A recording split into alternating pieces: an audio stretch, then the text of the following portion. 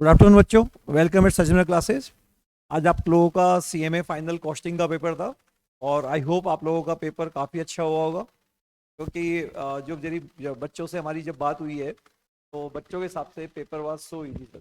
Sir वाकई आज paper easy था, मतलब अनएक्सपेक्टेडली इजी। कंपेयर टू आप, क्योंकि आप एसएफएम की क्लास भी लेते हैं तो उसके कंपेयर में काफ़ी इजी है। कॉस्टिंग में सारे डायरेक्ट क्वेश्चंस, बेसिक नॉलेज भी अगर है कॉस्टिंग की। कल जैसे आईडीटी का पेपर भी बहुत सिंपल पेपर था। अच्छा, बच्चों आगे बढ़ने से पहले मैं बता दूं कि सचिन क्लासेस जयपुर में सिचुएटेड है और हमारे जो नए बैचेज इंटर फाइनल फाउंडेशन के 20 दिसंबर से स्टार्ट हो रहे हैं।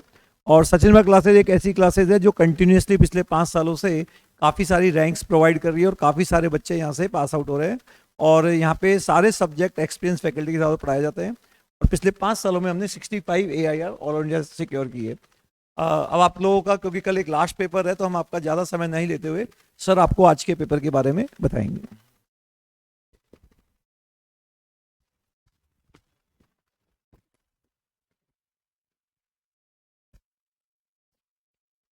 तो स्टूडेंट्स, आई होप आप लोगों को पेपर आज का बहुत अच्छा लगा होगा। कॉस्टिंग ऐसे भी हम इंटर से पढ़ते हुए आ रहे हैं, हमें आइडिया तो रहता ही है कि कॉस्टिंग सब्जेक्ट क्या सिखाना चाह रहा है। और जो काफ़ी सारे टॉपिक्स थे, काफ़ी जो आपके टॉपिक्स थे स्टूडेंट्स, वो सारे आपके जो थे वो बेसिकली रिलेटेड टॉपिक्स ही थे, नोन टॉपिक्स थे।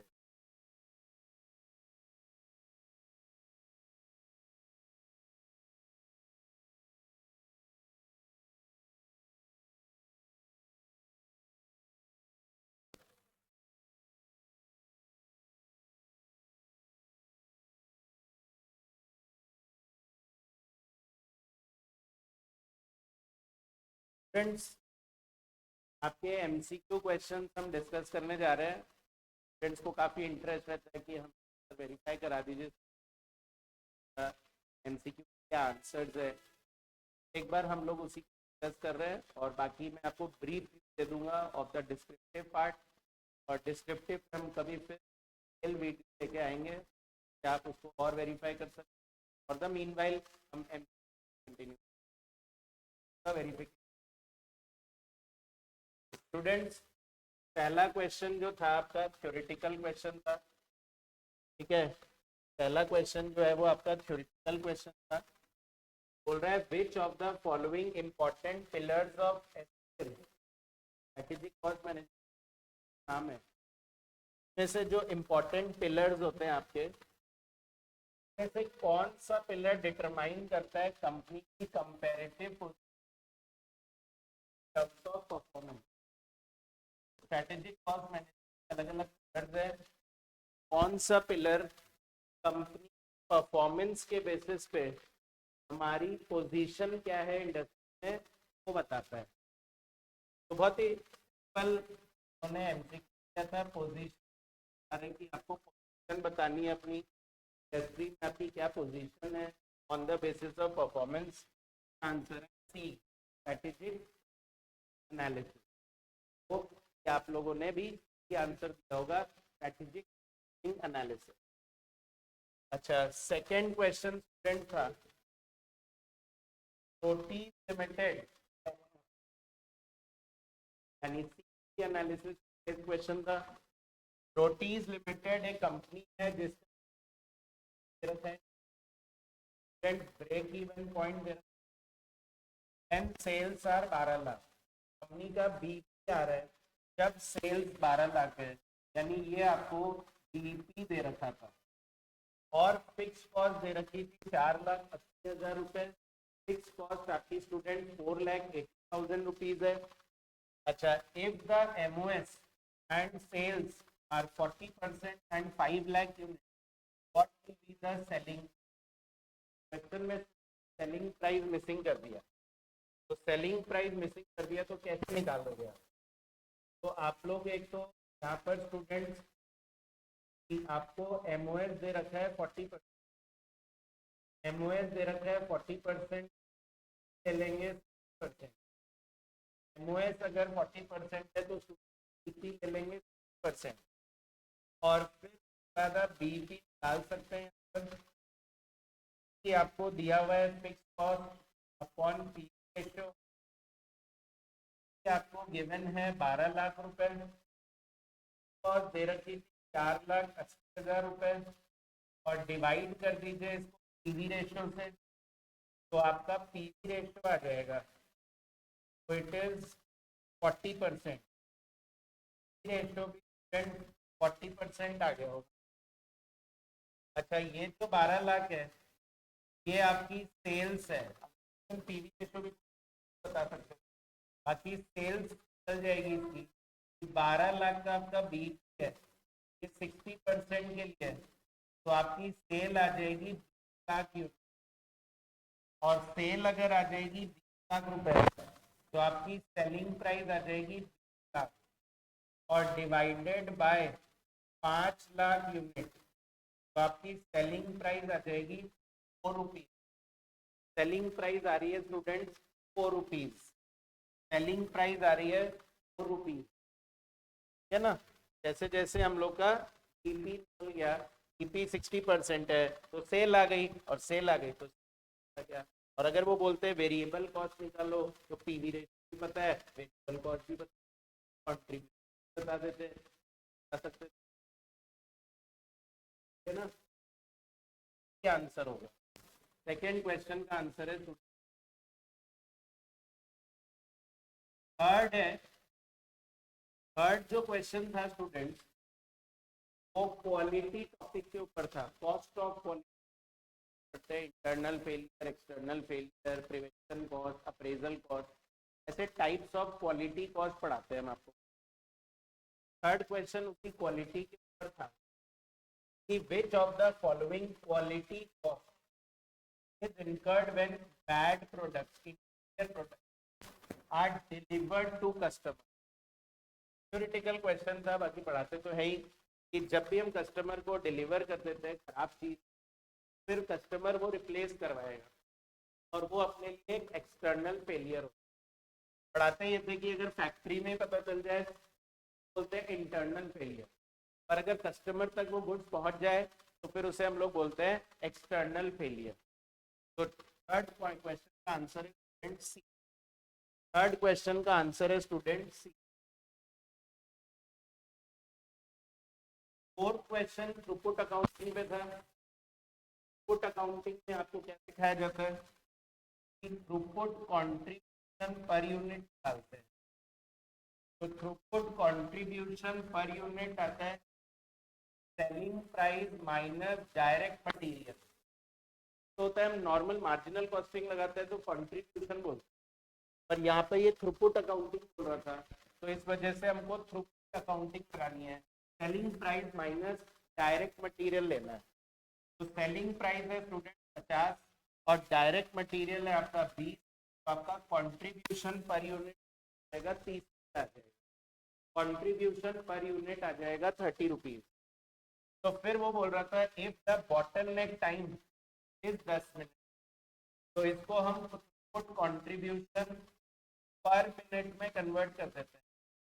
तो थ्रूपुट कंट्रीब्यूशन पर मिनट आ जाएगा 30 डिवाइडेड बाय 10, तो 30 रुपए पर मिनट आ जाएगा। पर वो पूछ रहे थे return per hour, turn per hour, तो एक घंटे में 60 मिनट होते हैं और मेरा पर मिनट 3 रुपए आ रहा है, तो पर आवर कितना आएगा? That is 180 rupees. ठीक है, इस तरह से स्टूडेंट समझ में आ रहा है। पेपर तो इजी, सारे क्वेश्चन। फोर्थ का आंसर ये है 180 रुपीज। फोर्थ का आंसर है 180 rupees answer. Fifth question students आपके स्टैंडर्ड कॉस्टिंग आया था। स्टैंडर्ड कॉस्टिंग आया था। स्टैंडर्ड कॉस्टिंग में ये मिसिंग फिगर का क्वेश्चन था। बोल रहा है in a factory where standard costing system is followed, the production department consumed 1100 kilo at the rate 8 rupees. So students actual cost I 1100 into 8, that is 8800 rupees. तो हमारी cost आ गई 8800 rupees, 1100 into 8। अच्छा, resulting in a material price variance of 2200। Material price variance आया था 2200 और material usage variance आया था student 1000 adverse. Material usage variance 1000 adverse, दोनों को अगर प्लस कर दे it is equal to material cost variance, that is 1200 favourable. 1200 favourable आ गया, इनकी कॉस्ट कम लगी है, फेवरेबल है, मतलब एक्चुअल कॉस्ट कम लगी है।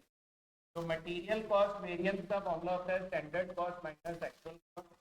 1200 फेवरेबल है, स्टैंडर्ड कॉस्ट निकालनी, स्टैंडर्ड कॉस्ट पूछा था, एक्चुअल कॉस्ट आपकी 800 है, आपका स्टैंडर्ड कॉस्ट 10,000 है ना। स्टैंडर्ड कॉस्ट स्टूडेंट्स आ रही है कितनी, 10,000 रुपये।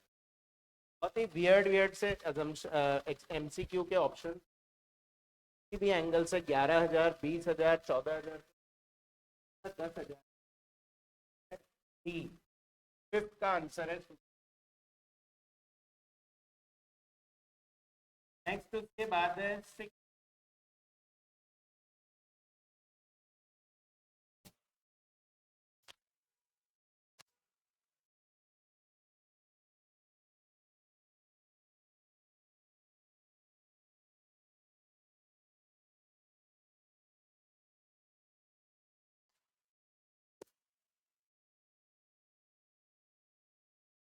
नेक्स्ट क्वेश्चन है स्टूडेंट,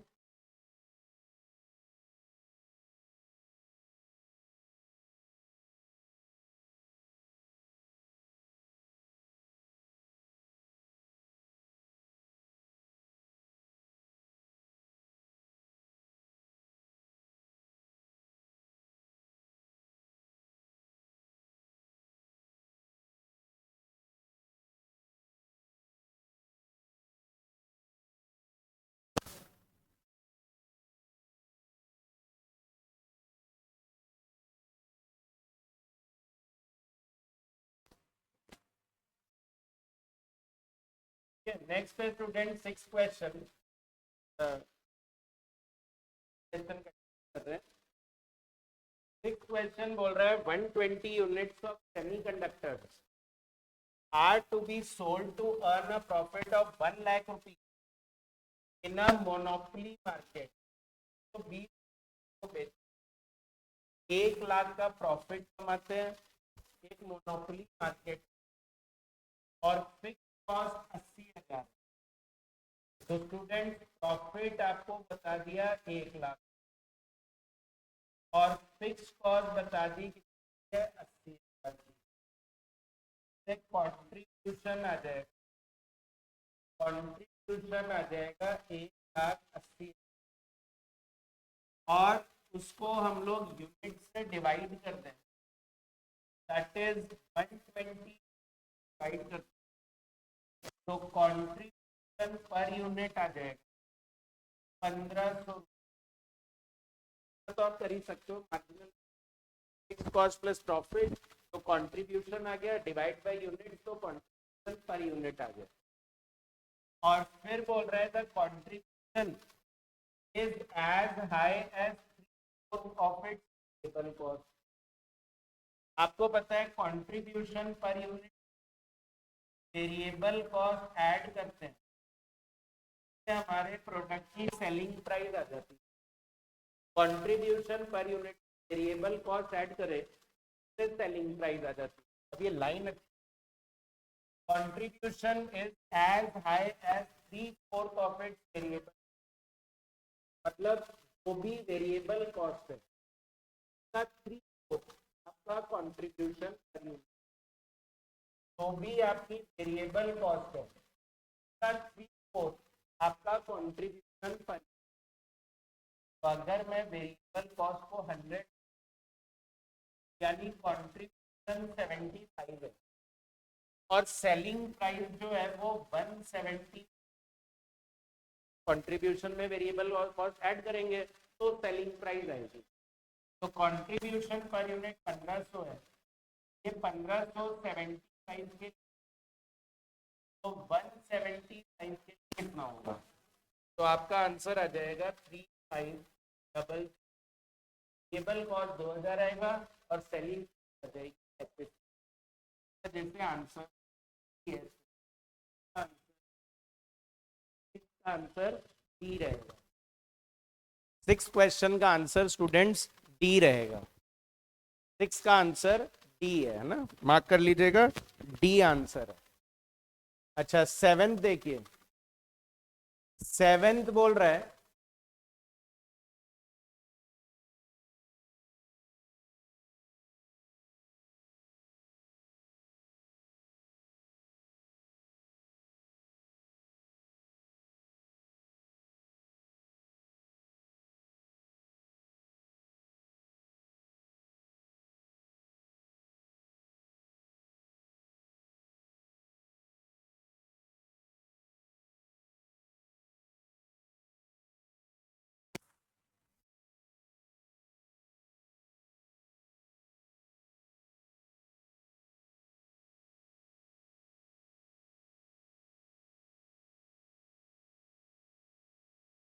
तो स्टूडेंट 7th है ये आपके बेसिकली तो आपका चैप्टर है मैक्सिमा मिनिमा, उसका क्वेश्चन था 7th। बोल रहा है the average cost function, the average cost function of a product is given by average cost equal to 1/3x²। ध्यान रखिएगा ये एसी का मतलब क्या है students, average cost. Average cost लिखा 1/3x² plus x plus 8 in terms of output of x. If the marginal cost is 23, what will be the number of units? ठीक है, तो आपको क्या करना था, एवरेज कॉस्ट दिया हुआ था x²/3 प्लस x प्लस 8। पहले तो इसको टोटल कॉस्ट में कन्वर्ट करना है। एवरेज कॉस्ट और टोटल कॉस्ट में क्या फर्क होता है, जब टोटल कॉस्ट को x से डिवाइड करते हैं तब एवरेज कॉस्ट आता है। तो अगर एवरेज कॉस्ट को x से मल्टीप्लाई कर दे तो आपकी टोटल कॉस्ट आ जाएगी। तो वो हो जाएगी x³/3 प्लस x² और प्लस 8x, ठीक ना, सबको x से मल्टीप्लाई कर दिया और फिर उसका जब डिफरेंशिएशन कर देते हैं with respect to x, differentiate कर दो, फर्स्ट ऑर्डर डेरिवेटिव कर दो, इसी को मार्जिनल कॉस्ट बोला जाता है। तो ये आ जाएगा student 3x² plus 2x and plus 8। तो ये 3 तो कट जाएगा और ये बचेगा x² plus 2x plus 8 and this should be equal to 23 and this should be equals to 23। x² plus 2x plus 8 is equals to 23। तो हमको x की वैल्यू बतानी है। तो वैसे तो हम लोग इसको सॉल्व भी कर सकते हैं, पर मैं बोल रहा हूँ कि सॉल्व करने की जरूरत नहीं है, आपको वैल्यूज दिए हुए हैं, आप पुट कर दो, जिससे 23 आ जाए वो सही है। तो जैसे हम 3 पुट कर दे तो स्टूडेंट 3² और प्लस 2 इंटू 3 और प्लस 8 इज इक्वल्स टू 23 होता है। तो ये हो जाएगा 9 प्लस 6 15 प्लस 8 23। तो इस वजह से आंसर डी है, आपको और कोई वैल्यू पुट करने की जरूरत ही नहीं। इससे क्वेश्चन आया था है ना, मैक्सिमा मिनिमा का एकदम सिंपल क्वेश्चन है, 7 का ए आंसर है। फिर स्टूडेंट्स 8 क्वेश्चन आया एबीसी का, एक्टिविटी बेस्ड कॉस्टिंग का। एक्टिविटी बेस्ड कॉस्टिंग में इन्होंने बोला कि एक केएल कंपनी है जिसका डिपार्टमेंट में चार्ज टू प्रोडक्शन करते हैं based upon number of employees. बोल रहे हैं हम तो नंबर ऑफ एम्प्लॉइज के बेसिस पे, हम तो नंबर ऑफ एम्प्लॉइज के बेसिस पे इसका जो कॉस्ट है वो चार्ज करते हैं। But recently opinion gathered from the department indicate that number of new hires might be better predictor of personnel cost। बोल रहे हैं नंबर ऑफ न्यू एम्प्लॉइज के बेसिस पे करिए, एम्प्लॉइज मत देखिए, न्यू एम्प्लॉइज देखिए, है ना। पहले नंबर ऑफ एम्प्लॉइज देखते थे, अब नंबर ऑफ न्यू एम्प्लॉइज देखेंगे। Total personnel cost are 2 lakh रुपए, तो पूछ रहे हैं if number of new hires is considered the cost driver, इसी के बेसिस पे चार्ज करना है। What amount of cost will be charge to A में हम कितना चार्ज करें? सिंपल आंसर है स्टूडेंट, 2 लाख रुपए हमारा कॉस्ट है और नंबर ऑफ न्यू हायर्स का टोटल जो है वो 25 आ रहा है। 8 + 12 + 5 टोटल कितना हो गया? 25। तो 2 लाख को 25 से डिवाइड कर दीजिए, 2 लाख को 25 से डिवाइड कर दीजिए तो 8,000 रुपए पर न्यू हायर रेट आ जाएगी। और 8,000 न्यू हायर की रेट आ गई तो ए में 8 हायर हुए, तो 8 × 8,000, तो आपकी कॉस्ट हो जाएगी 64,000। आपकी कॉस्ट कितनी हो जाएगी? 64,000 रुपीज। 8 का आंसर स्टूडेंट बी आ जाएगा। 8 का आंसर बी है। 9 में स्टूडेंट्स ये आपके नेटवर्क एनालिसिस का क्वेश्चन है। नेटवर्क एनालिसिस में हम ये कराते हैं। Optimistic and pessimistic time are 4 days and 16 days। तो आपको टीपी दे दिया इन्होंने स्टूडेंट्स, टीपी दे दिया 16 और टीओ दे दिया 4। बोल रहे हैं वेरिएंस बताओ। तो वेरिएंस का फॉर्मूला होता है टीपी माइनस टीओ अपॉन 6 का होल स्क्वायर। होल स्क्वायर करना मत भूल जाए, होल स्क्वायर भी करना था ना, आई होप आप लोग नहीं भूले होंगे, होल स्क्वायर भी करना था।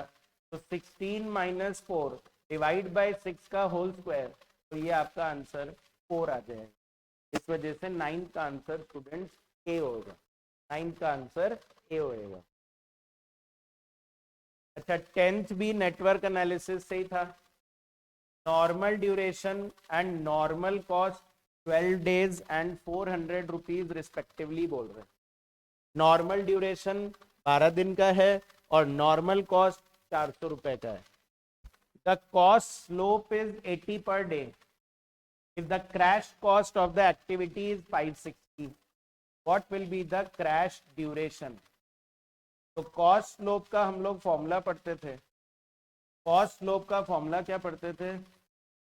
Crash cost minus normal cost, crash cost minus normal cost upon normal time minus crash time, normal time minus crash time. बस वो क्रैश टाइम निकालना था। कॉस्ट स्लोप दी हुई है 80, क्रैश कॉस्ट है 560, नॉर्मल कॉस्ट है स्टूडेंट्स आपका 400, डिवाइड बाय नॉर्मल टाइम कितना है आपका? नॉर्मल टाइम था स्टूडेंट्स 12 days और crash cost, crash time x मान लो चाहे तो ये हो जाएगा आपका 12 - x is equal to 160 upon 80 और इससे आपका आंसर x आ जाएगा स्टूडेंट्स 10 days। x कितना आ जाएगा आपका? 10 days। तो इस वजह से 10th का आंसर बी हो जाएगा। 10th का आंसर स्टूडेंट्स क्या होना चाहिए? बी। 10th का आंसर इज बी। 9th का आंसर इज ए, 10th का आंसर इज बी। क्विकली आगे बढ़ते हैं। 11 थ्योरी क्वेश्चन था स्टूडेंट्स, डायरेक्ट क्वेश्चन था। Which one of the following is not a spreadsheet? आप लोग थ्योरी समझते हो, स्प्रेडशीट समझते हो, एक्सेल की जो शीट्स होती है तो हम स्प्रेडशीट बोलते हैं। तो ये चीज क्विप में भी होती है, गूगल शीट्स में भी होती है, MS एक्सेल में भी होता है, बस ये ई व्यू में नहीं होता। तो क्वेश्चन एक्चुअली यही पूछा था, which one of the following is not a spreadsheet. वो नॉट पूछ रहा है, कौन सा स्प्रेडशीट नहीं है, तो आपको आंसर देना था सी, 11th का सी। क्विकली आगे बढ़ते हैं students. 12th question again theory question था। Script ends is related to which type of programming language? तो स्क्रिप्ट बिगिंस, स्क्रिप्ट एंड्स, ऐसे प्रोग्रामिंग लैंग्वेज में हम लोग लिखते हैं, वो किस में होता है? पाइथन में होता है। तो आपका आंसर स्टूडेंट्स 12th का हो जाएगा बी, पाइथन। अगेन स्टूडेंट्स एक हिट एंड ट्रायल पे बेस्ड क्वेश्चन था। हिट एंड ट्रायल पे बेस्ड एक क्वेश्चन है।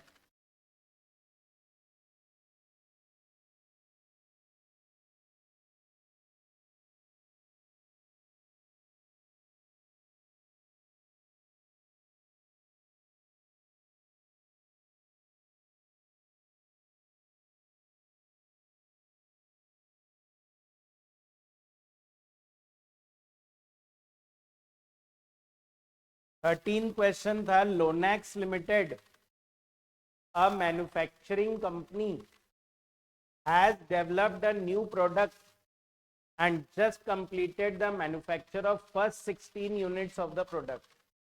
If the first unit took 6 hours and the first 16 units took 62.9856 hours, what was the learning curve rate?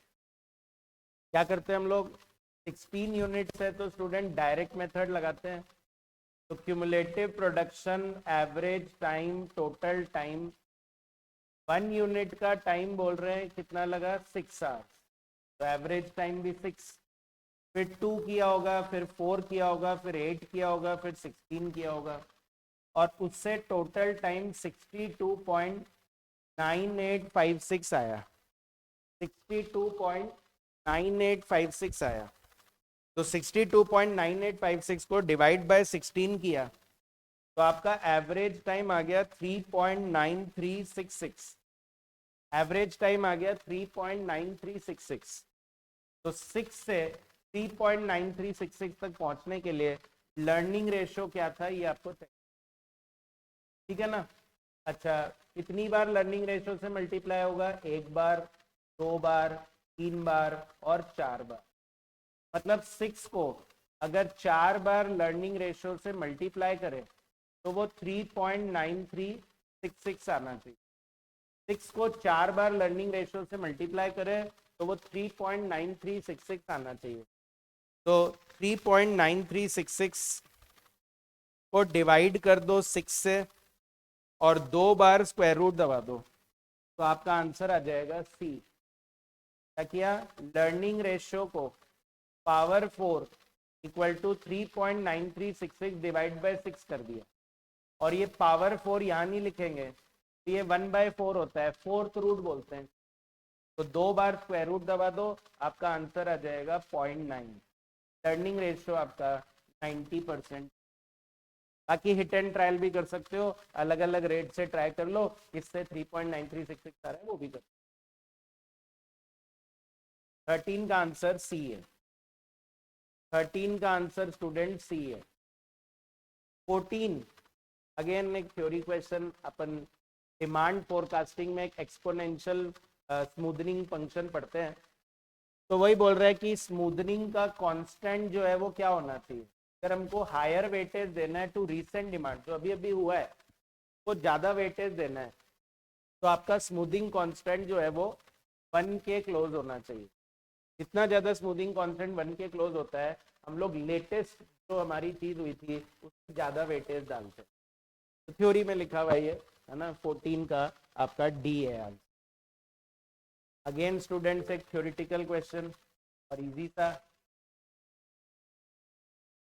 Children park in a city with various signals and crossing is the simulated model of city traffic, है ना। Children park और signals और crossing का एक simulation हो रहा है, तो this is a type of which simulation, book में स्टूडेंट की एग्जांपल दिया हुआ है और उसका आंसर है ए। 15 का ए एनालॉग सिमुलेशन का ये एग्जांपल है। ये एग्जांपल किसका है, ये एग्जांपल एनालॉग सिमुलेशन, है ना। ए आंसर हो जाएगा इसका। तो स्टूडेंट यही आपके एमसीक्यू क्वेश्चन थे जो एग्जाम में आए थे, है ना। काफी सिंपल थे क्वेश्चन, ही स्कोर किया जा सकता था। अच्छा, इसके बाद स्टूडेंट्स थोड़ा सा डिस्क्रिप्टिव भी डिस्कस कर ले कि क्या क्या आया था। तो जो आपका 2A था ये डिसीजन मेकिंग का क्वेश्चन था। डिसीजन मेकिंग में स्टूडेंट्स आपको एक टॉपिक पढ़ाते हैं हम लोग, इवैल्यूएशन ऑफ एक्सपोर्ट ऑर्डर। हम लोग आपको एक सेपरेट टॉपिक पढ़ाते हैं इवैल्यूएशन ऑफ एक्सपोर्ट ऑर्डर के नाम से, वो क्वेश्चन आया था। और साथ में इसमें मेक और बाय का प्रपोजल भी था, मेक और बाय का प्रपोजल भी था। 14 नंबर का ये क्वेश्चन था। अगर आपने अच्छे से प्रैक्टिस की थी, जो आपको सिखाया गया था, जो आपको पढ़ाया गया था, क्या आप लोगों ने जहां भी पढ़ा है आपने अच्छे से पढ़ो, तो ये क्वेश्चन काफी सिंपल क्वेश्चन था। 14 मार्क्स का ये आया था, एक्सपोर्ट ऑर्डर और मेक और बाय पे। डिटेल्ड आंसर हम इसका बाद में देंगे आपको। अच्छा, 3A स्टूडेंट्स ट्रांसफर प्राइसिंग का क्वेश्चन था, ये भी हमारे डिसीजन मेकिंग के पार्ट में ही आता है। 3A जो है वो ट्रांसफर प्राइसिंग का क्वेश्चन था। ऐसा सिमिलर क्वेश्चन मैंने करवाया हुआ है क्लास में, वही क्वेश्चन ये आया था। Analyse should the manager of division M transfer at 22 rupees, 22 rupees में दे देगा क्या, ये आपको जवाब देना था। और लोएस्ट प्राइस कितने में देगा वो भी मेरा सिखाया हुआ है। मिनिमम प्राइस वो हम लोग को पूछ लिया था। 7 मार्क्स का मैं तो बोलता हूँ easy question. 3B students again decision making का यूजिंग प्रोबेबिलिटी, ऐसा क्वेश्चन हमारे बुक में ऑलरेडी है स्टडी मटेरियल में। वैसे ही ये क्वेश्चन आया था, बीपी निकालना था और बोलना था कि प्रोबेबिलिटी क्या होगी। ठीक है, ये हमने ऐसा किया हुआ है स्टडी मैट में, 7 आया था। इसके बाद स्टूडेंट्स जो आपका 7th क्वेश्चन था, 7th क्वेश्चन सॉरी जो 4A क्वेश्चन था, 4A 7th पेज पे था, ये ABC का क्वेश्चन। सीए इंटर में आया हुआ है स्टूडेंट से क्वेश्चन, एकदम एज इट इज कॉपी कर दिया इंस्टीट्यूट ने। सीए इंटर का क्वेश्चन नहीं है और एकदम एज इट इज दिया था, और इसलिए मैं इसका आंसर भी आपको दे सकता हूँ। एबीसी का आंसर जो है एब्जॉर्प्शन से आएगा 235.46। बहुत सिंपल है, मतलब ऐसा नहीं कि आपने सी इंटर कराया नहीं करा उससे मैटर करता है। ठीक है, बहुत डायरेक्ट क्वेश्चन था, मतलब सिंपल था। मैं बोल रहा हूँ ये आया हुआ है एग्जाम में, वहीं से कॉपी किया इन्होंने, और ऐसा कुछ नया नहीं था। और एबीसी से आंसर 217.14 आ जाएगा। एबीसी से स्टूडेंट्स आंसर आएगा 217.14 और एब्जॉर्प्शन से आएगा 235.46। हम लोग ऑलरेडी स्टडी मैट में ऐसे क्वेश्चन करते हैं, ऐसा ही था ये। Nothing new, nothing new students, paper में कुछ भी नया नहीं था कि हम बोले कुछ दिमाग लगाने वाला क्वेश्चन दिया हो। हाँ, थ्योरी आई थी, थ्योरी जो पढ़ के गया है वो अटेम्प्ट कर सकता है। वैल्यू एनालिसिस जनरल थ्योरी पूछ 7 मार्क्स की। 5th क्वेश्चन जो है वो आपका स्टैंडर्ड कॉस्टिंग का था। स्टूडेंट आपको रिकंसिलेशन टॉपिक पढ़ाते थे हम लोग, reconciliation between standard profit and actual profit. मैंने बहुत सारे कराए ऐसे, आपने भी करे होंगे ऐसे। तो इस तरह का क्वेश्चन जो है ये हम लोग रिकंसिलेशन का स्टैंडर्ड कॉस्टिंग में करते हैं, वही एग्जाम में आया था। वेरिएंस निकालो और एक्चुअल प्रॉफिट और स्टैंडर्ड प्रॉफिट को रिकंसाइल करो। 14 मार्क्स का very simple question. 6A student 5 star question, very important question. बोलते ही है कि इंपॉर्टेंट है, वो क्वेश्चन इस बार आया। असाइनमेंट का क्वेश्चन में राउंड ट्रिप लगाना जरूरी है, जहां से आप जा रहे हो वहां पर आपको पहुंचना जरूरी है। ठीक है ना, उसी का क्वेश्चन आया था। If the salesman starts from A and has to come back to A से स्टार्ट किया तो ए पे ही आना है। By applying the principle of assignment, बताओ कि मिनिमाइजेशन कैसे होगा। मैं तो क्लास में बहुत बोलता हूँ स्टूडेंट, इंपॉर्टेंट है, इंपॉर्टेंट है, इंपॉर्टेंट है, और वो एग्जाम में दिख भी गया, आ भी गया। ठीक है, करना ही है ये। Again students 6B, 6B students ये आपका सिमुलेशन का क्वेश्चन था। अगेन केक्स वाला टेस्ट दिए होंगे आपने, तो उसमें भी आता है ना, केक्स के क्वेश्चन में डालता हूँ और वही एग्जाम में आ गया स्टूडेंट। अनसोल्ड केक, ठीक है, sold cake, old cake, new cake, इस तरह से हम क्वेश्चन करते हैं। वही क्वेश्चन यहाँ पर सिमुलेशन का आया था 7 मार्क्स का। अच्छा, नेक्स्ट उसके बाद स्टूडेंट्स क्रैशिंग का क्वेश्चन था। स्टूडेंट मेरे से पूछते हैं क्रैशिंग आएगा क्या सर एग्जाम में, क्रैशिंग आएगा क्या सर, लेंदी होता है, करना है क्या। 14 नंबर का क्रैशिंग का क्वेश्चन आया स्टूडेंट्स, बहुत ही इजी सा क्वेश्चन आया था, कोई प्रॉब्लम नहीं आ रही है इसमें। क्रैशिंग का क्वेश्चन सिंपल था, 14 मार्क्स। 8A स्टूडेंट्स, 8 थे अपने स्टडी मटेरियल का ये गेम थ्योरी जो आप लोग का चैप्टर है, स्टडी मैट में ही इस तरह का एक क्वेश्चन था। अच्छी बात यह कि वहां हम लोग मैट्रिक्स बनाते थे, यहाँ पर इन्होंने मैट्रिक्स बना के ही दे दिया। तो आपको इसको सॉल्व करना है, वैल्यू ऑफ गेम निकालना है। नेक्स्ट स्टूडेंट्स, ये जो क्वेश्चन है डिमांड फोरकास्टिंग का था। नॉर्मल लीनियर इक्वेशन दे रखी थी, ट्रेंड लाइन दे रखा था, ट्रेंड लाइन के बेसिस पे आपको मैट्रिक्स बनाना है, सीजनल इंडेक्स आपको दिए हुए हैं, मल्टीप्लिकेटिव मॉडल लगा के आपको इसको सॉल्व करना था। मल्टीप्लिकेटिव मॉडल का हमने एक ही क्वेश्चन करा है, स्टडी मैट में वही दिया हुआ है और वही एग्जाम में एज इट इज आ गया। ये आप, आई होप कि आपने कर ही लिया होगा। यही आपके स्टूडेंट्स का पेपर का स्टूडेंट शॉर्ट रिव्यू है। आई होप आपको थोड़ा कॉन्फिडेंस आ गया होगा कि आपके क्वेश्चंस भी सही हुए। ठीक है, पढ़ते रहिए, पढ़ना ही एक ही रास्ता है। ठीक है, सिर्फ सपने देखते रहेंगे कि अपने आप पेपर अच्छा हो जाए, वो तो होगा नहीं। अपने नेक्स्ट पेपर के लिए पढ़ते रहिए और all the best too. Thank you.